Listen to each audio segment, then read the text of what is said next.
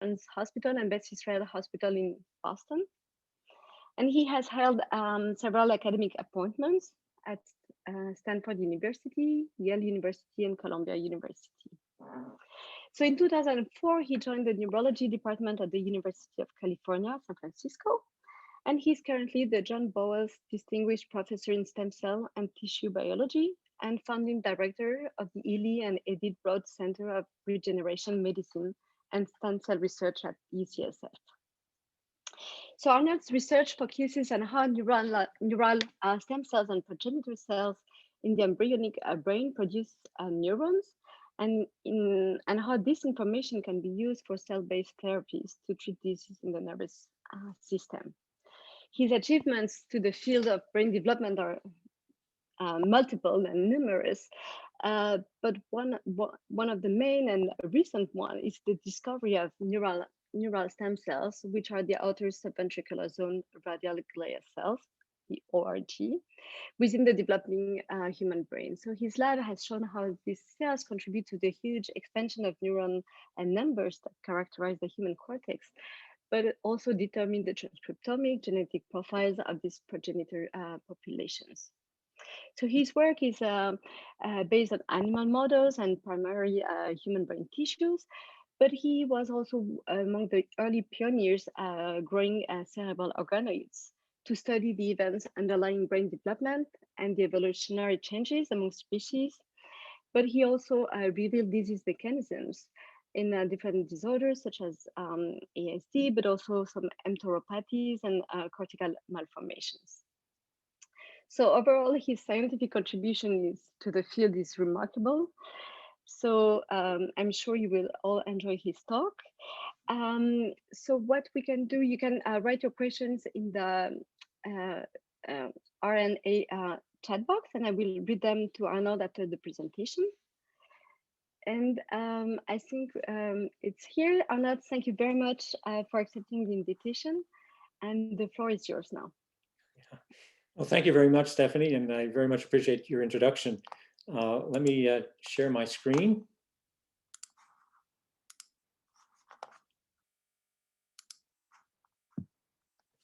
And say once again that I very much thank the organizers for inviting me to participate in this symposium. I haven't been here before, and I'm very much looking forward to this. What I've decided to do is actually present a mix of perspective, a review of work we've done over the last 5 or 6 years, with some additional unpublished data more or less blended in. So by the end, I hope you'll have a perspective on where we stand right now and the activities that are ongoing in my lab. So first, I wanted to emphasize something that Stephanie mentioned, namely that we've been working on human brain for the last decade or so, having worked previously on animal models. And one of the reasons for this is because the cerebral cortex, of course, in the human brain is very different from most of the experimental models that people use. The mouse in particular, this is a schematic of the progenitor and their relationship during early in utero development in the mouse. And a similar diagram, which is a work in progress, showing human progenitors is much more complicated and of course has a much more protracted timetable. And so what I'll emphasize in this talk are really the features that we think are either human specific or at least enhanced in human brain development. And one of the areas of special interest to me is the progenitor zones and the progenitor cells. And shown here on the left, I hope maybe you can see my mouse, is the progenitor regions found in animals like rodents, the mouse and rat, where the red cells, the radial glia, are the neural stem cells. They lie along the ventricle, and they give rise to a set of cells known as intermediate progenitor cells or basal progenitors. They're shown here in yellow or green, and they form eventually this zone, the subventricular zone. And these two regions, the radial glioventricular zone and the subventricular zone, generate all the neurons in most mammals like mice and rats. But in large brain mammals, in particular in humans, there's an expansion of the subventricular zone into what's known as the outer subventricular zone.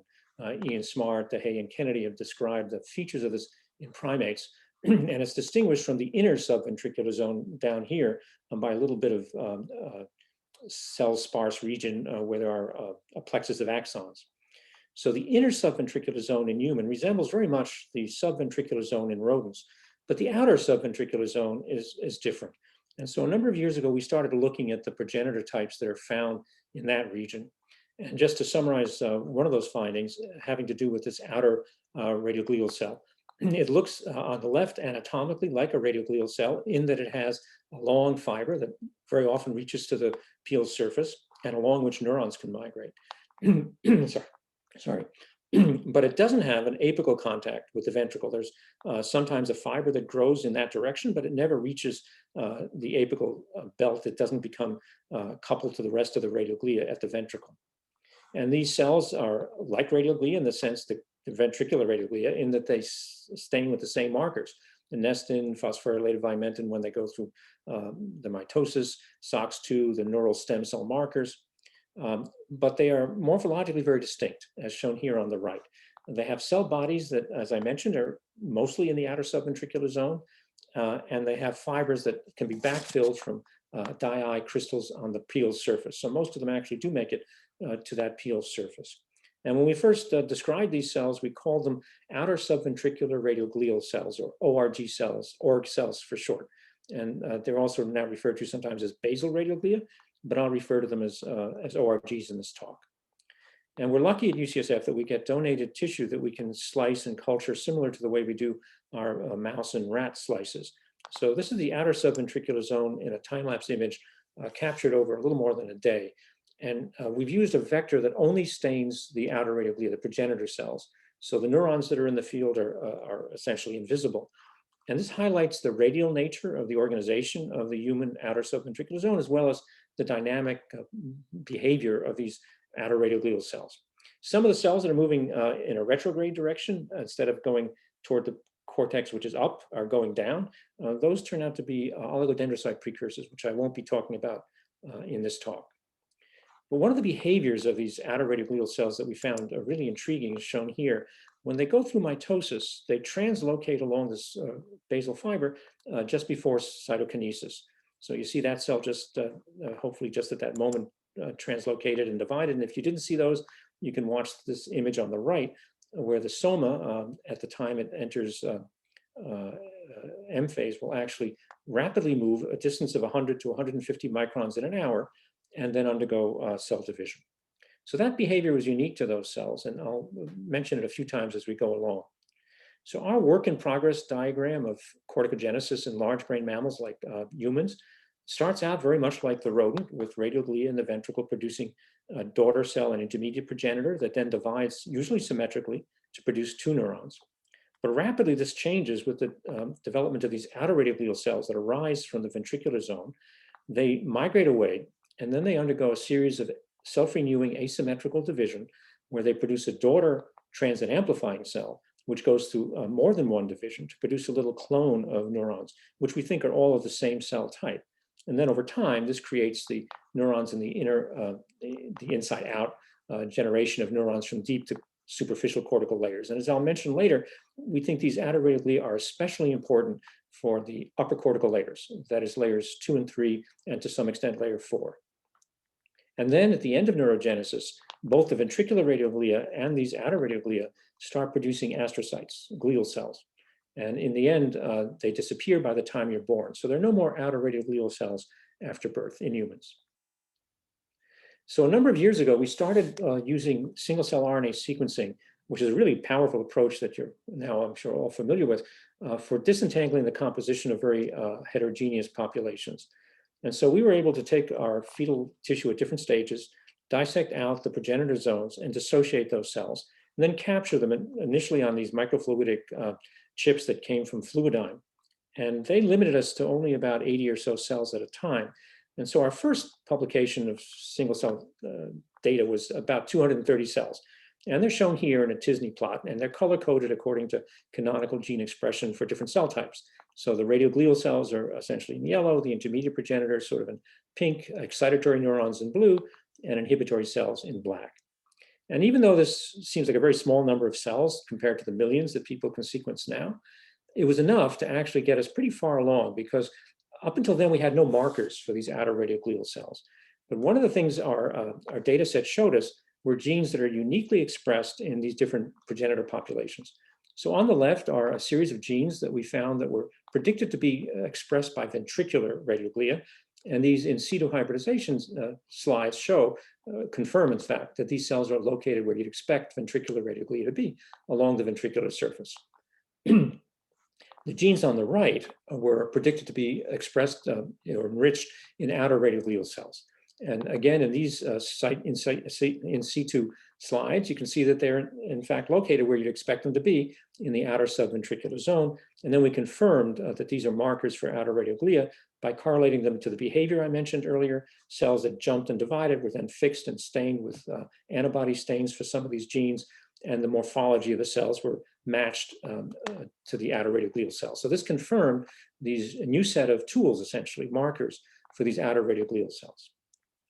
So based on that, we were actually able to go back and reanalyze what happens during cortical development in terms of the different progenitors we can now individually study. And just to make a long story short, what we found were that the outer radioglial cells are especially prominent at the beginning of upper cortical layer production. So as shown in this schematic, the outer radioglial cells jump away from the ventricle and start producing neurons and guiding their migration into the cortex about halfway through corticogenesis, so that the upper cortical layers are almost entirely produced and their migration is determined by these outer radioglial cells. Now, when that happens, the ventricular radioglia may still produce neurons, but they wind up being what we now call truncated radioglia, because they regrow these basal fibers, but the basal fibers never regrow all the way up to the top of the cortex. They usually end on blood vessels. And these truncated radioglia then, at the end of neurogenesis, produce, we think, a subset of astrocytes or glial cells. So we now describe three different types of radioglia in broad categories: the ventricular radioglia, the outer radioglia, and the truncated radioglia. And the other feature of this model that I want to highlight is that the upper cortical layers have a different lineage than the deeper cortical layers, according to this model. And we think that relates to a feature that Marin Padilla noticed 50 years ago and described as a primate-specific feature, and that is that the upper cortical layers, the supragranular, above layer 4 cortical layers in human and other primates, are different than they are in rodents and other mammals. And that has to do with an increased density of cell types and a different variety morphologically. And so because the upper cortical layers are the association cells that are intracerebral projecting rather than subcerebral projecting, we think that these upper cortical layer cells, which are important for cognitive function, have a different lineage in primates and especially in humans, and that may relate to differences or newer acquisition of functional characteristics. That's a little bit of a speculation and hypothesis, but it's suggested by this model. Now, you heard that we also study organoids, and many people now are using them as a popular model, not just for studying disease, but also to probe normal brain development. So we're in a position to try to ask, how well do these organoids actually reproduce normal brain development? And the first point I want to make is that they do reproduce the progenitor types that we're interested in. So for example, in our organoids, after 10 or 15 weeks, we start to see in single cell sequencing studies the gene signature that we now identify with these outer radioglia, suggesting that there are outer radioglia in these organoids after about 10 weeks or so. And to confirm that, we sectioned our organoids, stained them with the same vectors that I showed you earlier for fetal tissue. And in this time-lapse image, there we go. You can see how the cells are behaving. It's a looped film, so it's obviously not dividing over and over again, but it looks that way. But the cells translocate. They undergo this mitotic somal translocation behavior, which is characteristic of these outer radioglia. So the organoids can produce these cells that resemble their native cells in terms of gene expression and also in behavior. And a postdoc in my lab, Marina Burstein, was studying a cortical malformation that some of you are probably familiar with. It's a very extreme form of lissencephaly, shown here in these MRI scans. Normal patients have highly folded cortices, but patients with this disorder have a very smooth surface of the brain. They also have a slight microcephaly. You can see the ventricles occipitally here are so much more enlarged. And the smooth brain or lissencephalic cortex is very severe in a condition known as Miller-Dieker lissencephaly, where a whole section of an arm, a short arm of one of the chromosomes is deleted. So Marina was able to get fibroblasts from several patients who had this disorder. She grew organoids. These are the organoids on top from wild type or normal human, and the ones below are from the patients that suffered from Miller-Dieker lissencephaly. And as you can see, at least superficially, these organoids grew equally well. But in a more careful evaluation, she found several abnormalities. And the one I want to highlight has to do with outer radioglial cells. So the dynamics of these cells could be measured in these cultures. They jump and divide, as I showed you. But while the normal cells jump and divide in organoids just like they do in primary tissue, the Miller-Dieker outer radioglia behave differently. They jumped much further, the distances were higher, and then they either arrested or were much retarded in their development, in their mitosis. And this is a phenotype we'd seen earlier when we inhibited microtubules in the outer radioglial cells. So it's a microtubule disorder that we found to be cell type specific. That is, it was only the outer radioglial cells that weren't dividing properly. And so I think what this does is it helps relate these cells to both the microcephaly and the lissencephaly phenotype in these patients, and suggests that these cells have a role to play in cortical expansion and possibly as a substrate for cortical folding. The abnormalities here are quantified below. Now, one of the other things we were able to do with those first RNA sequencing studies was to look at activated gene networks in different cell types. And we were especially interested in the outer radioglia. And the genes, some of which I mentioned earlier are used as markers, are part of these different pathways. So some of them are involved in extracellular matrix production, others in the epithelial to mesenchymal transition, which is, we think, how these cells originate, and others in self-renewal or stem cell maintenance pathways. But all of these pathways turn out to be highly enriched in an abnormality, a tumor known as glioblastoma multiforme that I think most of you are probably familiar with. This is a devastating tumor of adults. It's invariably fatal and it's untreatable. And shown here is this ugly tumor mass. But our data suggested that there may be outer radioglial cells in this tumor. And so we acquired primary samples from our neurosurgical colleagues at UCSF. We did single cell RNA sequencing. And as highlighted here in this heat map, we found across the most aggressive, most invasive forms of these glioblastomas, the gene signatures that we've identified with outer radioglial cells. And so we were able to take some fresh tumor samples, section them, culture them, and look at the behavior of these cells. And if you watch this one, for example, in this movie, whoops, let's try that again. It jumps and divides. It goes through this mitotic somal translocation behavior that I hope you're familiar with now, that we've seen in outer radioglia in vitro as well as in primary tissue. So this confirms that there are outer radioglia-like cells in these glioblastoma tumors. So our single cell data allowed us to compare whether the cells in the tumor looked like the progenitors we see in normal developing human cortex. And as shown down below, there are resemblances between different types of astrocytes, protoplasmic and fibrous astrocytes, outer oligodendrocyte precursor cells, these OPCs, both adult OPCs and developing OPCs do have some representation in the organoids, but it's the radioglial cell in the glioblastoma cells. But the radioglial cells are the progenitors that seem to have the highest correlation with progenitor cell types that we see in these tumors. And if we look at modules of gene expression in the tumor and compare them to modules of gene expression in the outer radioglia, we find a close resemblance as shown here on the right. And one of the hub genes for the outer radioglial cells, as well as for the glioblastoma, is this gene, PTPRZ1. It's one of the markers that we use for outer radioglia, and it's highly enriched in these cells that are in the tumors. And that was intriguing to us, in part because of a study that was published just a little while ago, where they also had observed independently that PTPRZ1 is highly enriched in the very aggressive forms of glioblastoma. And so they knocked it down, and then in the knockdown tumor cells, injected them into mice, a xenograft transplant, to see if they would grow. And as shown in the right panels compared to the left, if they knocked down PTPRZ1 in these tumor cells, it retarded, it slowed down the invasion, or sometimes even prevented the cells from engrafting at all. And based on this data, there's now a clinical trial using inhibitors of PTPRZ1 in actually glioblastoma patients. So we look more carefully at the role of PTPRZ1 in tumor invasion, and especially this mitotic somal translocation behavior.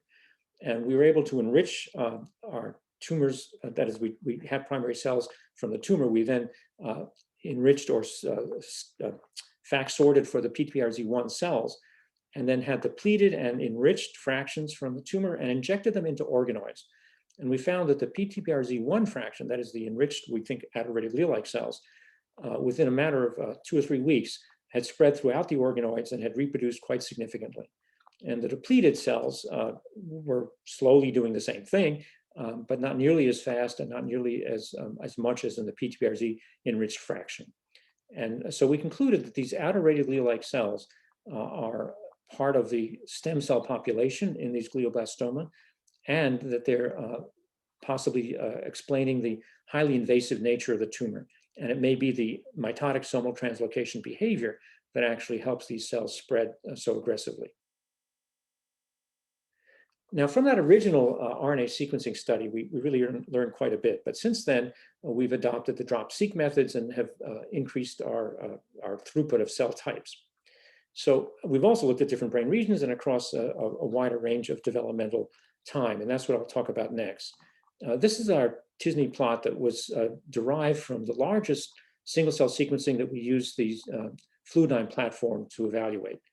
And this came from developmental time that went across the second trimester, which is the peak periods of cortical neurogenesis. And in addition to just looking at individual single-cell expression patterns like these t-SNE plots are showing, we also used our weighted gene co-expression network analysis approach to actually identify modules of genes that are coherently expressed by different cell types. And that gives us a lot of insight into biological function. So I wanted to emphasize again my favorite cell type, the autoretroglial cell, and the gene networks that are actually enriched in this cell compared to other progenitor types. And there are quite a number of those pathways. One of them is a self-renewal pathway that's common in other stem cell populations. It's the LIFR STAT3 signaling pathway. And as shown in the panel in the middle, it's the SOX2 positive cells in the outer subventricular zone, which are enriched in the LIFR receptor. That's shown here in blue, surrounding the SOX2 cells nuclei, which are pink. And the EOMs, the TBR1 cells, which are TBR2 cells rather, which are the intermediate progenitors that are generated by the autoretroglia, do not express this receptor. So it's just uniquely expressed by the autoretroglial cells. And the role of this pathway is to enhance self-renewal. As I mentioned, it's one of the self-renewal genes in many other stem cell models as well. So with that in mind, we wondered if we could tweak our organoids, which normally have very low levels of these autoretroglial cells.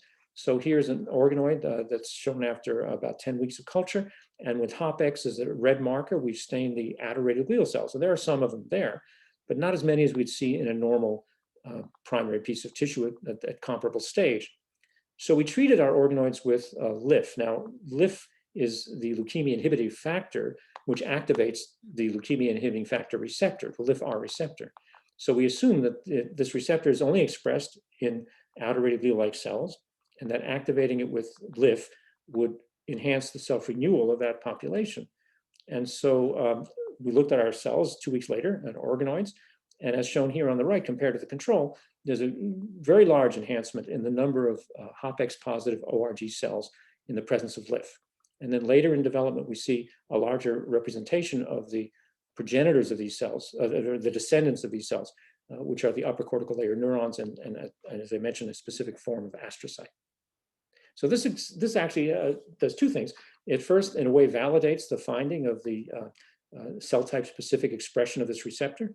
And it also tells you that the organoids could be improved or tweaked if we knew more about the signaling factors that they may either lack or that may not be represented in high enough levels. And so adding growth factors or adding, in this case, LIF at the right time to our organoids can help make them a better model for certain types of cell studies. One of the other pathways that that we find to be uniquely enriched in autoretroglial cells has to do with the mTOR signaling pathway. And there's a different way of highlighting this over time and geography, which I won't go into, but these are all genes that are in the pathway that are regulators of mTOR signaling. And they're all expressed in the autoretroglial cells according to our single cell data. And to validate that, we went back to our tissue sections and stained them, among other things, with this marker, PS6, which is a protein that's a marker of activated mTOR signaling, shown here in red. And it highlights, in fact, these autoretroglial cells, confirming the data that our single cell sequencing suggested. that the outer glial cells are uniquely enriched in mTOR activation. And we find that especially important because mTOR, as some of you probably know, has been implicated in diseases like autism, tuberous sclerosis, and macrocephaly. And they've been related to expression of mTOR during exactly this period of development, the second trimester of human brain development. So what does mTOR signaling do if it's expressed by these outer glial cells? So we explored that by knocking it down or inhibiting it chemically. And the panels shown here use a rapamycin, which is an inhibitor of the mTOR signaling pathway. And we found that it selectively inhibits part of the growth of these outer radioglial cells, which is highlighted here. The control cells have the radial fibers I mentioned that go up to the peel surface. And in the presence of rapamycin, we found that these were dramatically truncated. It's quantified here on the right. And not only that, but whereas most of these outer radioglia usually have just this primary basal fiber, in the presence of rapamycin, the primary fiber was shortened, but we also saw exuberant outgrowth of additional basal, as you may call, basal fibers, as shown here on the right. So the morphology, the actual cytoskeletal rearrangements, were induced by blocking the mTOR signaling pathway. And to make a long story short, we think that this is the pathway that's involved, and it overlaps with the mitotic somal translocation pathway. But we think the mTOR signaling in the outer radioglial cells is regulating actomycin and changing the morphology by altering cytoskeleton. So, I've gone a little bit back and forth between primary tissue and organoids, and it highlights a question we've always been asking ourselves: how well do these organoids actually mimic normal brain development? Because as you probably all know, they're derived from progenitor cells or pluripotent cells that resemble progenitor cells, and they go through a developmental maturation so that most organoids actually resemble second and sometimes third trimester human development. So we were in a good position to make that comparison because we had primary tissue that we've been studying for a few years, and also brain organoids in our lab, which we grow using protocols that are widely adopted by other labs as well. So first of all, the organoids more or less follow the same development that you see in a normal cortical maturation. Early on, they're mostly progenitor regions, ventricular and radioglial-like cells, as well as an outer subventricular zone that forms with intermediate progenitors or transit amplifying cells. They're not laminar the way normal cortex is. It's shown here in normal, beautiful fetal cortex as it develops. It becomes highly organized and structured and very radial as well as laminar. These same markers that are colored in those panels have been used in the panels below to stain the same representative cell types in organoids at roughly comparable stages of development. So we find the overall populations to be represented at relatively similar stages of development. But one thing you can obviously see is the organization is very different. Early on, the progenitor regions in the organoids are this circular rosettes, as they're called. Later on, the cortical layers, if at all present, as shown here in week 15, are mostly binary. There's kind of an upper and a deeper cortical layer, and they do segregate sometimes according to cell type. But it's nothing like the exquisite multi-layered cortex you'd find in normal brain development. So using single-cell RNA sequencing seemed like a good approach for comparing these primary tissues with organoids, because you really decompose them into their components, and we wanted to know how well the cells resemble each other, and we could do that in a molecular level. And so as shown here, we were able to take 5 individuals across developmental time, human tissues, and sample 7 cortical areas. It was about 200,000 cells, which are shown here in a t-SNE plot where they're all combined. And we could segregate out the different, say, key markers for cell types of interest. And the ones I'm showing here are 6 cell types: the progenitor population, which includes the ventricular radioglia, specifically the outer radioglia, and the intermediate progenitors or transit amplifying cells in the top row. And then I'm showing neurons in the bottom of newborn neurons that express markers like NeuroD6, slightly older maturing neurons that are migratory or starting to settle in the cortical plate, and inhibitory neurons. And they're all, as you might expect, represented in different proportions in different ages of our primary tissue. When we use the same genes and look at them in our organoids, sampled over comparable stages of development, we find reassuringly that these cell types are represented but in different proportions. And in particular, we find that the earlier generated progenitors, the earlier generated neurons are abundant in these organoids, but the more specified or the later appearing progenitors and the later appearing neurons are much less numerous in the organoids. That has to do with just overall cell composition. But we really want to look more at single cell gene expression. And there, it was a very interesting story. So we found that in our primary tissue, our fetal cells, we could identify about 600 genes across different cell types that are cell type specific. And in the organoids, we could only identify less than 50, about 46. And of these two gene sets, there were only 5 or 6 that were the same genes that marked the same populations in the organoids as in primary tissue. And this is largely because the heterogeneity of cell types in primary tissue is not reflected very well in the organoids. So if you look at the height of this column, which is the excitatory neuron genes and the diversity of cell types we find among the excitatory neuron population, it's much higher in fetal cells, much less. In fact, what we find in organoids is that we have a sort of a generic neuron, and if anything, you can divide it into a subcerebral projecting or intracerebral projecting cell type. But it lacks the rich diversity we find in primary tissue. That's true for all the cell types shown here, radioglia, inhibitory neurons, and so on. And then perhaps most intriguing, we find there's a blended cell identity in the organoids that we don't see in primary tissue. And maybe a little difficult to disentangle this graph, so let me just try to emphasize that what we're seeing along the this x-axis are genes that are expressed in neurons. And we've looked at populations in primary tissue and find that the cells that are expressing these genes are in fact neurons. And they're shown in tan, I suppose, down here. And then the radioglial genes are expressed here. And I'm sorry, I got it wrong. These are the neurons, and these are the neurons, and these are the radioglia. And the important point is that they're segregated. They don't overlap. But in the organoids, shown in blue, we see an overlap. We have radioglial cells that are expressing neural markers, and we have neurons that are expressing radioglial markers. And those are the kinds of mixed gene expression patterns that we don't see in primary tissue. So aside from just looking at individual genes, we've also looked at modules I mentioned earlier in organoids and compared them to primary tissue. And there we have a very good, a much better correlation. So as I mentioned, we find the major cell types highlighted here, radioglial cells, intermediate progenitors, excitatory neurons, inhibitory neurons, both in the organoids and of course in primary tissue. And we look at the gene modules that characterize or identify these different cell types, we find the same, or at least many of the same genes are expressed, and the maps show the same hub genes shown down below in each of these modules. And many of these are marker genes for the cell types. So this gives us some reassurance that we're actually generating cell types that may be functionally very similar to their native counterparts. One of the features we did notice that is strikingly different between the organoids and human cells has to do with metabolic stress genes.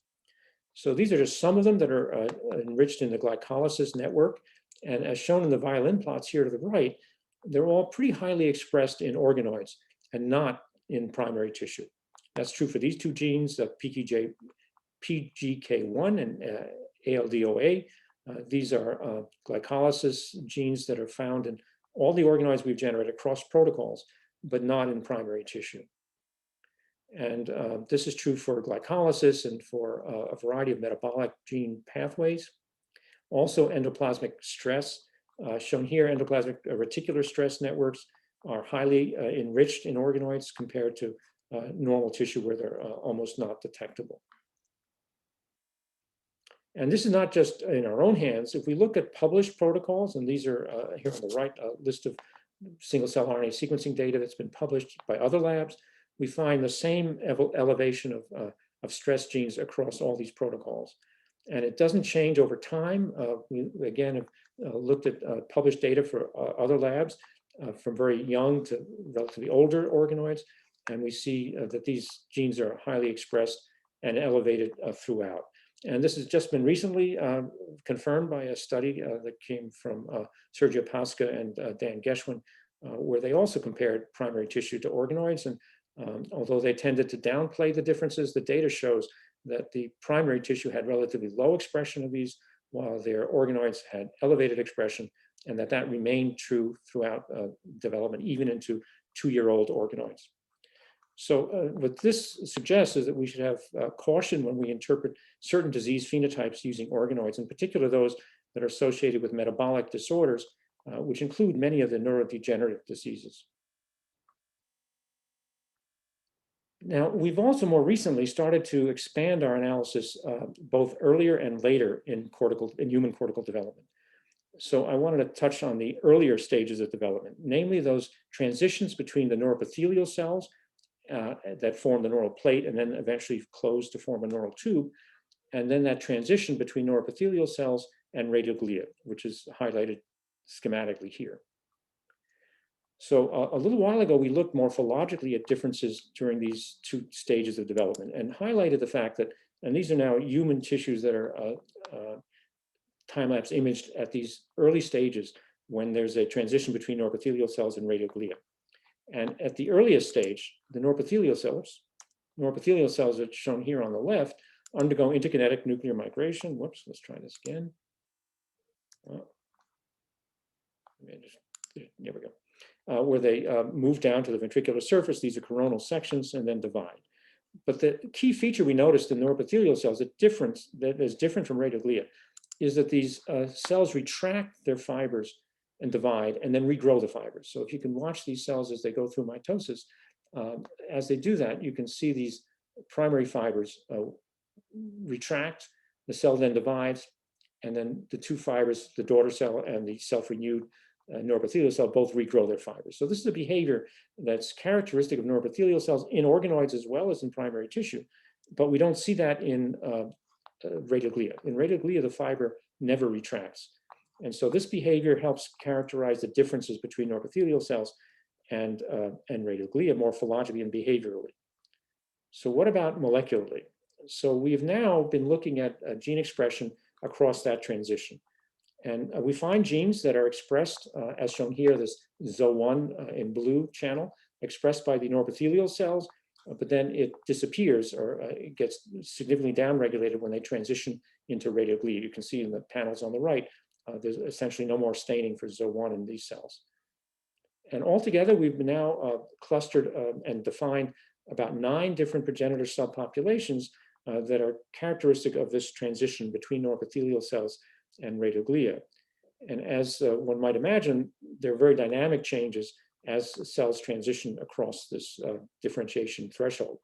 So some genes are highly expressed in neuroepithelial cells and then become downregulated when they become radioglia. Other genes are lowly expressed in neuroepithelial cells and then become highly enriched in radioglia. And I just want to show one example here on the right. In blue is Notch1, as shown in this diagram on the left. It's highly expressed in neuroepithelial cells, but not in radioglia. And as you can see over time, Notch1 appears as neuroepithelial cells become predominant. In this case, Carnegie stage 14. It stays expressed through neuroepithelial stages. And then when the neuroepithelial cells transition into radioglia around Carnegie stage 22, you can see the down regulation. In this case, the expression levels go much further down. So this validates the single cell data and gives us now a series of maps of dynamic changes of gene expression during this transition from neuroepithelial cells to radioglia. This also allowed us to see that there are certain gene expression differences between humans and other species. So this gene, for example, C1orf61, is enriched starting at Carnegie stage 16 and through the neuroepithelial stages I just mentioned, and then gets downregulated. A pattern very similar to the Notch1 gene I just showed you. That's true in human primary tissue. It's also true in human organoids. As shown here, it's enriched in these earlier stage neuroepithelial-like organoid cells, and then gets downregulated as radioglia predominate. This is also true in chimps. We had chimp organoids in the lab, as I'll show you in a little while, and we also saw the same pattern. So those were all consistent. But in the mouse, for example, we found no evidence for this gene in any of the stages, either neuroepithelial stages or radioglial stages. So this is an example of a gene that we see in human and non-human primates, but not in the mouse.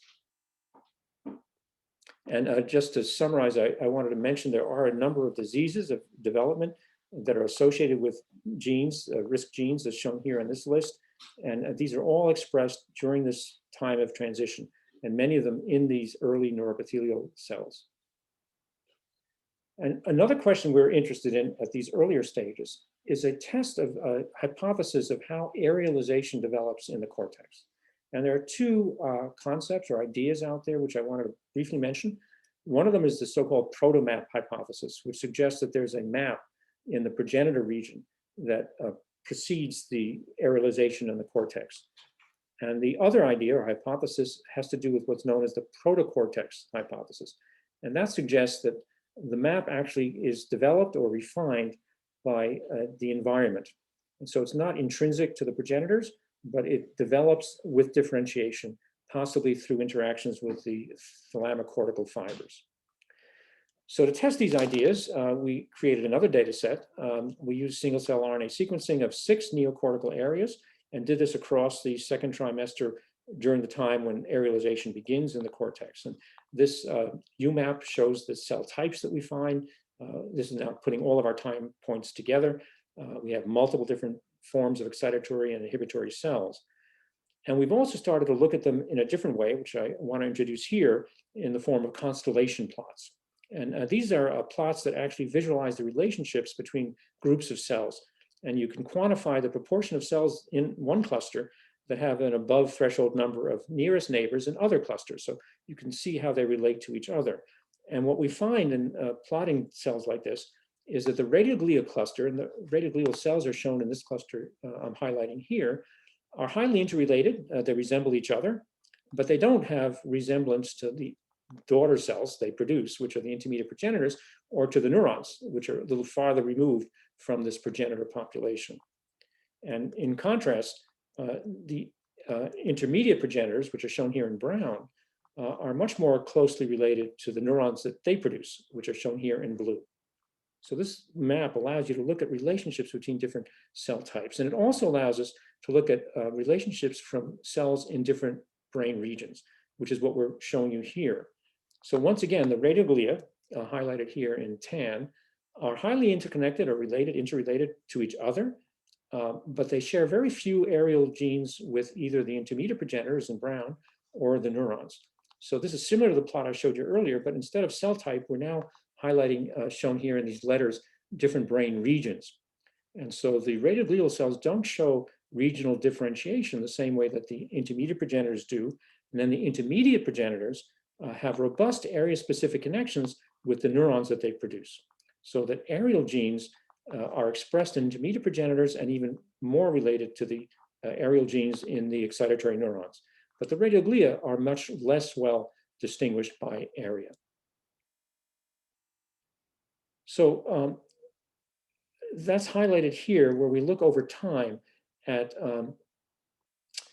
this gene signatures that are expressed in different brain regions. As I mentioned, we were sampling 6 different regions across time, and we could look at how the gene expression that's characteristic of each of those 6 regions evolves. And what's shown here on the left are the radioglial genes specific to these different areas. So the prefrontal cortex is at the top, occipital or visual cortex is at the bottom, and in between I have the somatosensory, parietal, and temporal regions, which are in between. In the middle, the intermediate progenitors and the genes that they express that are specific to these areas. And then on the right are the neurons in the cortical plate, and again, the areal genes that they express. And you can see that they're rather crisply defined by the time they've reached a stage of differentiation at the end of the second trimester. But what this map really highlights are the dynamic changes that occur as they transition from radioglia to intermediate progenitors to neurons within these 6 different regions. And one of the points that you can appreciate is that in the frontal region at the top and the occipital region at the bottom, there's a pretty strong protomap indication here that the genes that are areal specific for these 2 regions predict the same genes that are going to be areal specific for their differentiated areas of prefrontal cortex and occipital cortex. Whereas the genes in the middle region actually shift significantly over the course of differentiation. This dynamic change in gene expression for different regions is a little bit unexpected because there's been a notion that transcriptional identity, especially areal identity, might be stable, and it turns out it actually is highly dynamic. So in order to validate these, we did spatial transcriptomics, and I won't go through the workflow, which is shown here. It'll take too much time, but we did this in collaboration with a company, Rebus, which is located in South San Francisco. And this was very helpful and allowed us to look at subcellular resolution at our gene map. But what I wanted to highlight here is a much more zoomed out view of gene expression. And that's according to different regions. Early on, this replicates things we saw in our single cell gene data set. There's a mix of gene identity in the prefrontal region in cortical excitatory neurons. In this case, I'm showing you SAPB2 and BCL11B. These are upper and deeper cortical layer markers. They tend to be blended together in cortical plate in the early frontal areas. In the occipital region, they're very well segregated at the same stages. And in between, essentially, they undergo a transition, something like a gradient. However, for other genes that identify parietal, somatosensory, and temporal regions, we see a very crisp map, a more distinct map of gene expression in these regions than you see either occipitally or frontally. And what this suggests is that as the neurons are maturing, they actually acquire more and more specific arealization gene expression. And that supports the protocortex hypothesis, namely that as these neurons migrate into the cortical plate, they show more and more gene differences that are areal specific. And that might be environmentally determined, possibly through thalamocortical connections, which are forming at the same time. And so in the end, we wind up with a model that begins with some protocortex maps, especially at the frontal and occipital areas. But then there seems to be an expression of greater resolution of areal gene identity that's imposed by some changes that occur probably with differentiation, supporting a blend of those two hypotheses. Now, the final thing I wanted to end, and this is in the title of my talk, is an evolutionary perspective. And it gets down to whether features that we've been talking about are human specific or not. And in order to make the claim that something is human specific, you really have to show that it hasn't been represented in our nearest living relative, which is the chimpanzee. But chimpanzee brains are very difficult to study, especially during development. They're essentially inaccessible. And as a result, Alex Pollan, when he joined my lab as an evolutionary biologist, was very interested in seeing if he could grow organoids to get around this problem from gorillas and chimpanzees and humans as well. And with a huge amount of effort, he was able to come up with a protocol that was very robust at growing organoids from all these different primate species. And with that protocol in mind and in hand, we were able to grow multiple organoids from multiple individuals of these different species and start to look at gene expression differences across cell types. And so just to confirm that we could do this, I wanted to show primary tissue from human and primary tissue from macaque. This is from developing macaque monkey and developing human, multiple individuals of both species. We did single cell sequencing across developmental time. And then as shown in these t-SNE plots, we're able to get the cell populations to overlap in a salt and pepper manner so that we could look at the same cell types across these two species from primary tissue. And then we took organoids from human and, as I mentioned, from chimpanzee, and we're able to do the same, show that they could overlap in expression, and we could segregate them into cell types, and we could then start looking at gene expression in the same cell type at the same maturational stage across these species. And there were genes that are uniquely expressed in human cell types, and I just wanted to highlight radioglial genes, in this case, two of them, ETNK1 and TMEM33, which in the violin plots here show high enrichment in primary human, organoid human, but not primary macaque or chimpanzee organoids. And so neither of these two genes are expressed in either the chimpanzee, our nearest relative, or an outgroup like the macaque. So the implication then is that these are genes that appeared 6 million years ago in evolution and are human specific in radioglial cells. And I should also mention there were genes, as shown here on the right, for KPNA4, which are enriched in macaque, enriched in our chimpanzee organoids, but not in primary or organoid human tissue. So this is a gene that's actually been lost in radioglia in human evolution in the last 6 months. So these are human specific, features of gene expression in specific cell types. And so I want to leave you with a link to something I told you earlier, the mTOR signaling pathway, which, as you may remember, I indicated was highlighted, was enriched in outer radioglial cells in human. So these, again, are the genes associated with the mTOR signaling pathway. And in primary tissue, as I mentioned before, they're enriched in outer radioglial cells. In organoids, they're also enriched in the outer radioglial cells. These are genes just in outer radioglia, I should mention. But interestingly, in our macaque fetal tissue and in our chimpanzee organoids, we don't see enrichment of these genes in outer radioglia. So now we can tweak what I said earlier a little bit differently. Not only is the mTOR signaling pathway enriched selectively in outer radioglial cells, but we now know that this is a human-specific feature that's not found in non-human primates.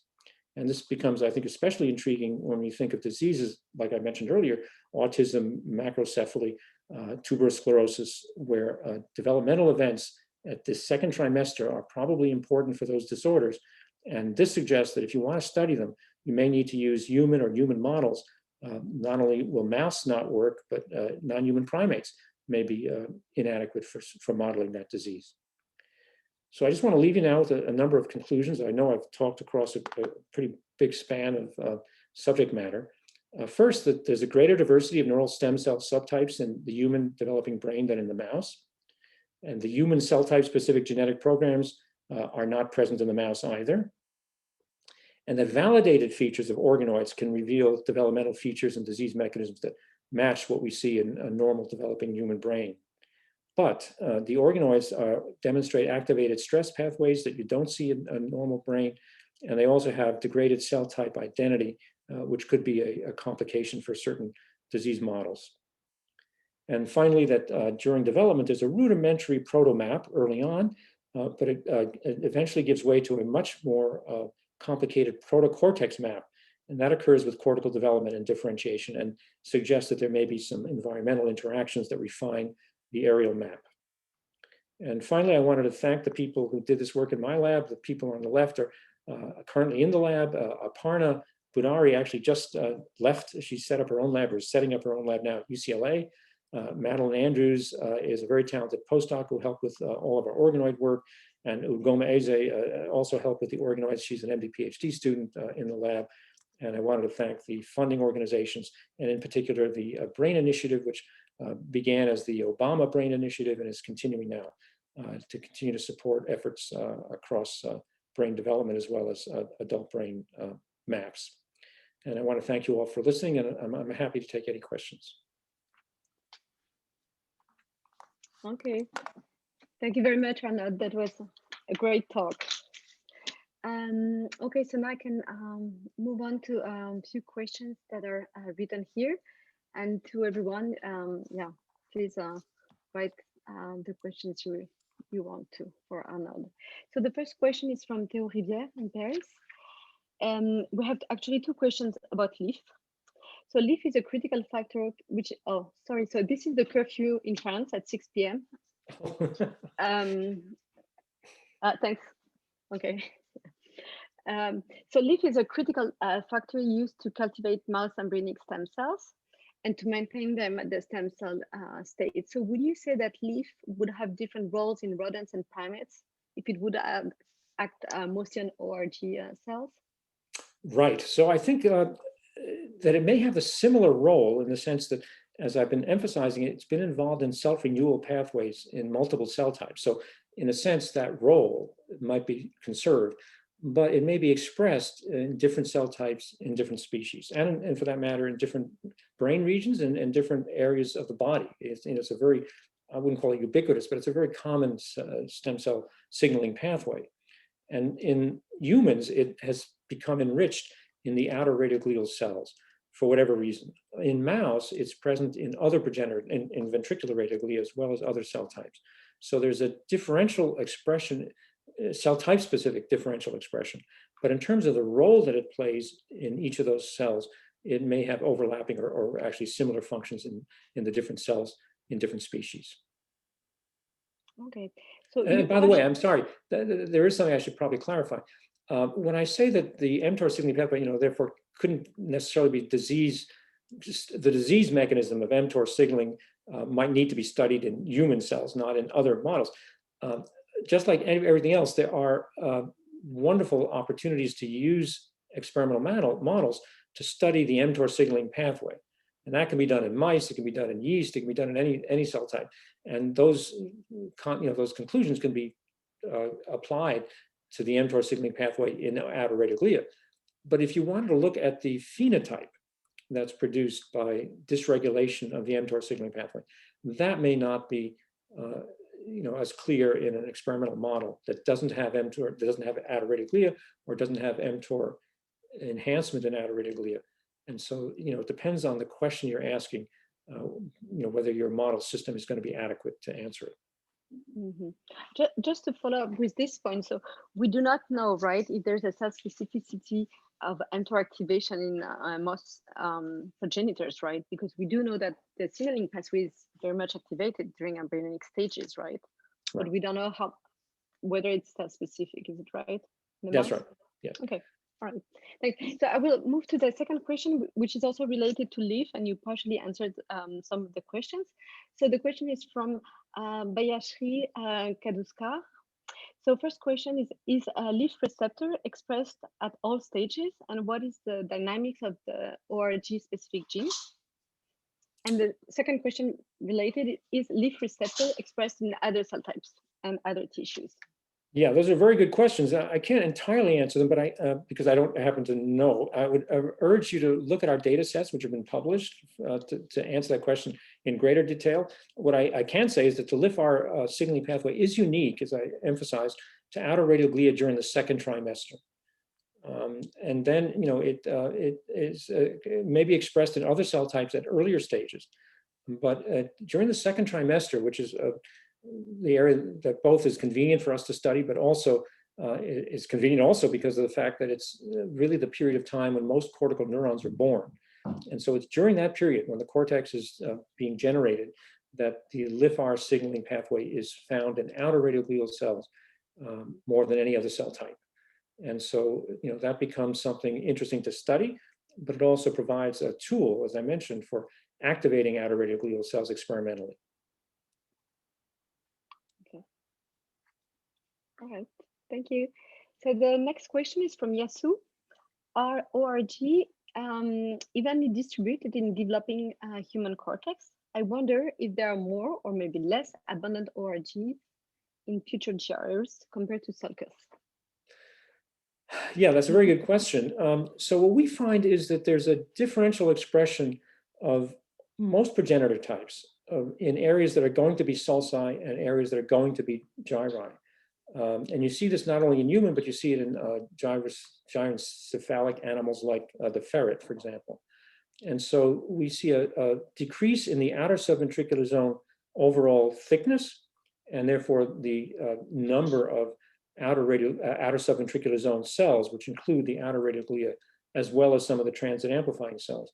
So there's just a diminished progenitor population in the areas that are going to become sulci. And when I say going to become, I mean that you can see those changes before the sulci and gyri become, very pronounced. So we think it's an early step in that direction. And it fits with some of the mechanical models that are getting to be popular these days, having to do with upper and deeper cortical layers that grow differentially. If you expand a superficial cortical layer faster than a deeper one, it tends to buckle or fold the cortex. And it may be that the progenitor differences are setting up differences in the density of upper and deeper cortical layers, and that is helping to drive cortical folding. I didn't want to get into cortical folding, but we do see as you go across, the cortical map, that there are differences in the percentage of these cells. And what it seems to correlate with is, as I mentioned, where there's going to be a gyrus and where there's going to be a sulcus. Mm-hmm. Okay. So the question from Michelle Studer is it possible to recapitulate arealization in human organoids? So, we haven't tried to manipulate this, but we have looked in organoids to, now that we have areal specific gene profiles, to see, what kind of cell types from what brain regions appear in our organoids. And what we see is that the organoids are relatively rich in the same genes that you find aerially related, but they're not, we don't think that they're as coherent as they are in primary tissue. So you will find genes that you see in occipital or in frontal cortex expressed in excitatory neurons in the organoids. But we don't think that they're part of a coherent gene network. They're not the modules, the same aerialization modules that you see normally. So there's also some confusion about aerial location. The other thing I should mention is some organoids will preferentially form cells that are more like frontal cells, others more like occipital cells. And so you can wind up with different regional emphasis in your organoid. And that may not show up. In fact, you wouldn't be aware of it unless you really interrogated with the right genes to ask that question. And it may explain some of the variability people see in organoids. Obviously, if you have areas that include, for example, the choroid plexus and others that don't, there could be differences in the way those organoids respond, the way they look, the phenotypes they may represent. And so I think it's important to try not only to look at broad cell types, but try to drill down more carefully at regional identity genes in your organoids before drawing, firm conclusions about subtle differences that might emerge. Thank you. A question from Aishwarya Segu. Is there any specific reason to which the glial cells alone might have undergone the differential expression? Is something like essential genes and non-essential genes coming into picture here? Dear, I'm not entirely sure I understand the question. Essential and non-essential genes. So, obviously there's, the genes that we think are essential, the ones where we've demonstrated, we meaning, the field at large, have demonstrated that there's a phenotype if you knock them out. Others, we know are essential for certain really important pathways or functions. And there are many other genes, obviously the regulatory genes that are less well understood, but still may be very important. So I'm not sure how to sort out that question of essential and non-essential genes. Yeah, I'm sorry, I just don't quite understand the question. Okay. A question from Debbie Silver. What signals trigger any transition to RG? Do the gene expression changes give any clue as to intrinsic and extrinsic cues? Yeah, well, we're very interested in that. How much of the brain development is intrinsic and programmed, and how much of it develops as a result of interactions with other cell types or with the environment.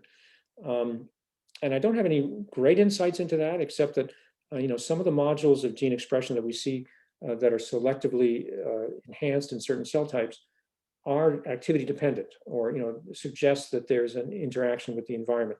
The LIFR, STAT3 pathway is an example of that. It's a receptor signaling pathway that we find enriched in autoradioglia. We also find that LIF is actually, I didn't mention this, no one asked, but LIF is actually produced by these radioglia. And so, we think, for example, in the organoids where there isn't where there's a capacity to increase the signaling through that pathway, it's probably limited because those autoradioglia are not producing enough LIF, or it's not activating enough neighboring autoradioglial cells given the geometry of the organoid. And so you can compensate for that by adding LIF. So, I think there are a lot of interactions with the environment that are not well understood yet. And if we understood them better, we could probably improve our organoids, as well as, of course, get a better understanding of what goes on during development. So it's just one example, but I'm sure there are many others. Okay, sure. Thanks. A question from Yasushi Nakagawa. Is area-specific gene expression for neurons or progenitor cells found in organoids? I'm sorry, what's the last bit? I didn't say it again. Is area-specific gene expression for neurons or progenitor cells found in organoids? Oh, in organoids. Yeah. So we haven't. First of all, I should mention that the genes I included in the talk that we've been studying now in spatial transcriptomics, that's unpublished work. It's all new. And so we now have a gene list that's much richer than we've ever had before for aerial specific genes. But we haven't yet had a chance to look at their expression in our organoids. So if that's what the question is, the answer is I don't know yet. Okay, a question from Joely Lamano from EPFL.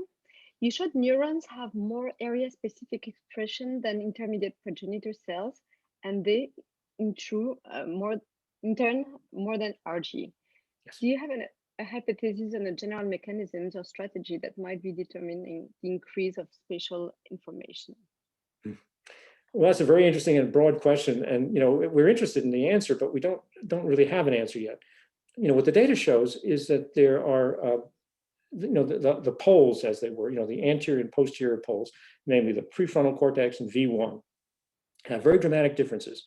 And in between, there are different combinations of gene expression. So much of the areal localization is determined by combinatorial patterns of gene expression.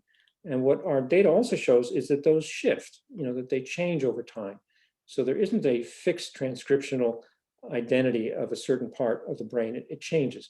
And so we don't know, as I try to emphasize it yet, how much of those changes are intrinsic and programmed and how many are determined by interactions with the environment. But I think it supports the idea that there's a mix of fixed programs and more plastic programs, which we're just beginning to take a look at right now. But there are also brain regions that are very different from each other. It's interesting that there is no single form of cortical layering, for example, that looks the same across all regions. If you look, if you drill down more carefully, you'll see that there are areal specific differences in where those genes are expressed. They're not strictly the markers that many people seem to refer to them as. It's going to become more complicated, I think, the closer we look.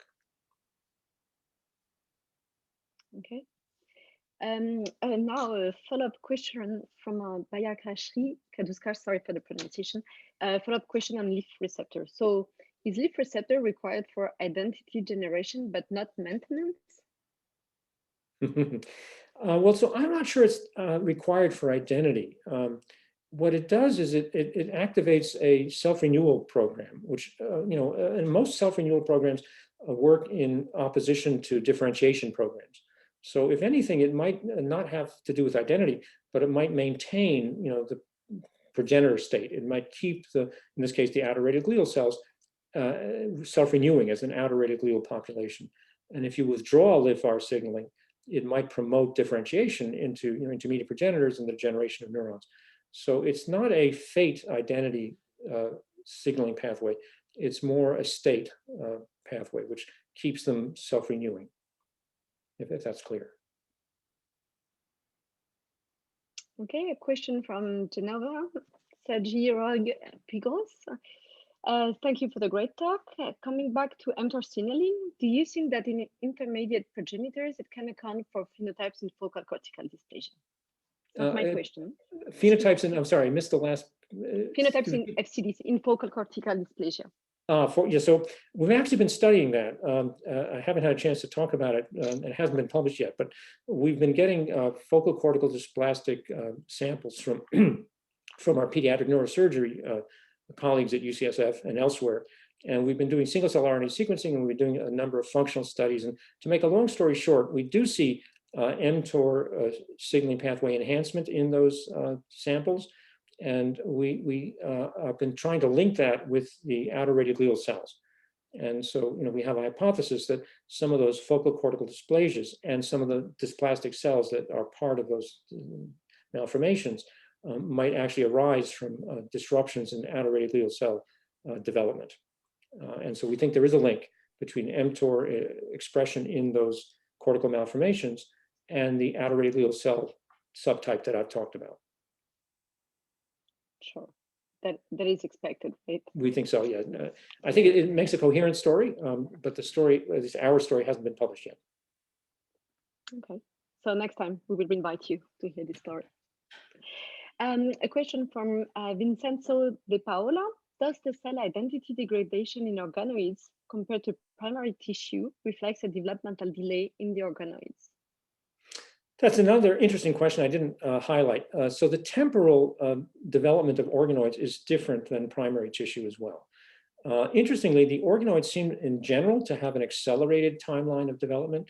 Over the same period of time in human development, the organoids actually go faster. They produce cell types that have some expression of more mature gene expression than you'd find over the same period of time during normal development. So they do, in a way, have an accelerated timetable, moderate, not dramatically accelerated, but a little bit faster.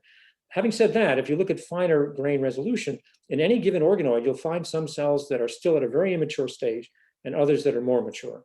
So there's a big heterogeneity of temporal maturation.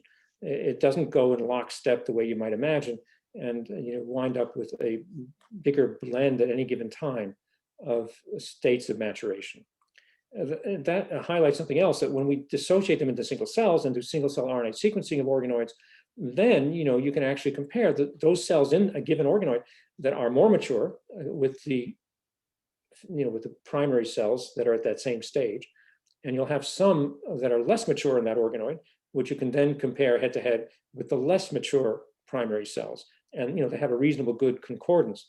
But within that same organoid, you'll have a large distribution of maturational states, more so than you'd find in primary tissue. So they generally go faster, but not all cells do. And so it's possible to compare apples to apples and oranges to oranges, but that's much more easily done on a single cell basis than by bulk sequencing the organoid, because you'll have so much more noise in the organoid because it contains cells at these multiple different stages. Okay. So now Elisa Moreno is asking, so first, thank you and great talk. Regarding the area identity pattern observed along the rostrocaudal axis and being prominent in frontal and occipital areas, is there something similar along the mediolateral and dorsoventral axis? Right. So these are all very complicated axes. They all have different rates of maturation. And so I've tried to simplify it. And in the course of doing that, I've obviously grossly oversimplified it just by looking along the rostrocaudal axis, which is a little easier to see in our data set because we didn't subdissect ventral and dorsal as much as we did frontal, parietal, occipital, temporal. And so we had more of a anterior posterior axis for comparison. Now it's possible to look at all these axes by mapping these gene expression patterns onto tissue, which we can do with spatial transcriptomics and tissue sections. So those studies are a little more laborious, more time consuming, and we haven't done them yet. So the data is there to actually start looking at all these different gradients and different axes of differentiation, but we haven't had time yet to go through all that data yet. And I should mention, the data will be publicly available, and so other people could take a look as well. Okay. So Yorick Guiton has a question regarding human protomap as defined by transcriptomic signature. To what extent might its maturation or refinement depend upon extrinsic factors such as thalamic axons-derived cues as observed in the mouse? Right. So we have no direct evidence for that. But we're thinking about that. And so what our data does, I think, is it highlights some of the parameters. And what I tried to emphasize is that we see pretty good concordance of gene expression from the progenitors in the frontal regions and the occipital regions, from the radioglia to the intermediate progenitors to the neurons that they produce. We see a much better areal preservation of an areal signature at those opposite poles. The cortical regions in between, which include the parietal areas, around the frontal, the primary sulcus, where we have sensory and motor cortex, the temporal lobe, those areas in between frontal and occipital pole are more dynamic. They change and they're more complicated. So for that reason, we assume, and they change over time. As the cells mature, the excitatory neurons mature. And so that makes us speculate that those changes could be not so much cell intrinsic as environmentally determined. So we think the thalamocortical connections is one way that you could imagine a parcellation of the cortex into different areas. And we think if that's the case, it's happening more likely in those areas between the poles. Not as much in the prefrontal region, not as much in the occipital region, more so in between, because we just see those shifting patterns of expression more dramatically than the other areas. But you know, the idea that the thalamus is involved is a hypothesis. You know, we don't have any evidence for that. So some questions are disappearing. I'm not sure why, but so we have only 3 more. So the question from Jay Bassman, the interkinetic nuclear migration, that amazing jump that your videos have shown so clearly in the ORG. Could you speak to this? What is the role function of that for these cells? And thus the location to which the nuclei jump impact the fate of the cell? Yeah, so those are very interesting questions. We've been intrigued by those for a while. The problem is we've had a lot of trouble answering them. Sorry, and the reason is we don't really have a good way of selectively inhibiting the behavior without also interfering with migration. Because the motors that drive the jump, which I didn't have a chance to describe, are actomyosin motors. There's a Rho, excuse me, the Rho-RAC activation pathway is involved, and there are inhibitors for that pathway, multiple steps along the pathway. And we've taken our slice cultures of primary tissue, inhibited different steps along the pathway, and looked at what happens over up to a week. And what we find, and not surprising, is that the outer subventricular zone fails to expand. So in control cultures over that, those organotypic cultures will actually expand. These are human tissue slices. The outer subventricular zone will grow over 5 or 6 days. And in slices where we inhibit the MST, we don't see that jump. But we also see an arrest of neural migration. Neurons don't migrate very well because they also use this same motor to drive their migration. So it's not a clean experiment. It suggests that these jumps are involved in the expansion of the outer subventricular zone, which, as I mentioned, is really enormous in humans and also occurs in large brain mammals generally. And so we think the MST is involved in expanding the progenitors, the progenitor region.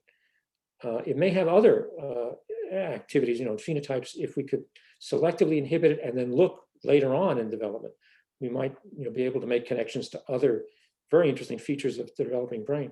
Unfortunately, in our tissue, we can't keep the slice cultures alive more than, or at least well organized and alive more than a week or so. And you need to study them over a period of a month or more to look at what happens in the cortex later on. And it may be possible to somehow selectively block it genetically in a ferret or some other animal, but we haven't done that. So it's unclear exactly what the consequence of inhibiting the jump might be.